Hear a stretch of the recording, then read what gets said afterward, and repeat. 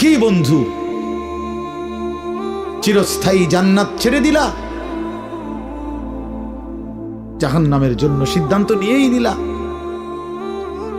এই নারী, এই ছবি, এই উলঙ্গ দৃশ্য, এই জিনা, এই ব্যভিচার, খোদার কসম ধীরে ধীরে তোমার জাহান্নামের দিকেই নিয়ে যাবে।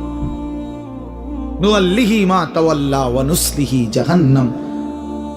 আল্লাহ বলছে, যে বান্দা আমার রাসূলের বিরুদ্ধাচরণ করবে এবং আমার ঈমানদার বান্দারা যে পথে চলে তার উল্টো পথে চলবে, আল্লাহ বলেন আমি তাকে সেই উল্টো পথেই চালাবো এবং একদিন সত্যি সত্যি আমি তারে জাহান্নামে ফেলে দেব।